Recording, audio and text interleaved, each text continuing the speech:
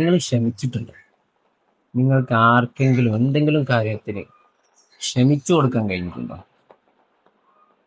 ഈ ക്ഷമ എന്ന് പറയുന്നത് വലിയൊരു സംഭവമാണ്. ക്ഷമിക്കാൻ കഴിയുന്നവന് വലിയ സ്ഥാനം തന്നെയുണ്ട്. എന്താന്ന് വെച്ചാല് അള്ളാഹു താല പറയുന്നുണ്ട്, ഇന്നല്ലാഹ മഅസ്സാബിരീൻ. അള്ളാഹു താല ക്ഷമിക്കുന്നവരുടെ കൂടെയാണ്. ക്ഷമിക്കുന്നവനെ ഞാൻ ഇഷ്ടപ്പെടുന്നു എന്നോ അല്ലെങ്കിൽ ക്ഷമിക്കുന്നവന് സ്വർഗമുണ്ട് എന്നോ ഒന്നുമല്ല പറഞ്ഞത്.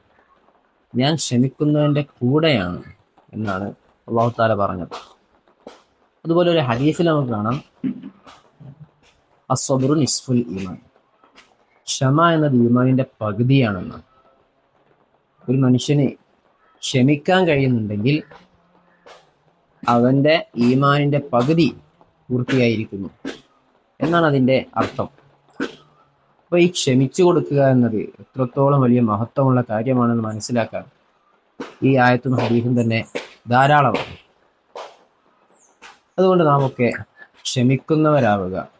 ക്ഷമിക്കേണ്ടിടത്ത് പരമാവധി ക്ഷമയെ മുറുകെ പിടിച്ചുകൊണ്ട് ജീവിക്കാൻ നാം എല്ലാവരും തയ്യാറാവുക. അല്ലാഹു തആല അതിന് നമുക്കൊക്കെ തൗഫീഖ് നൽകട്ടെ.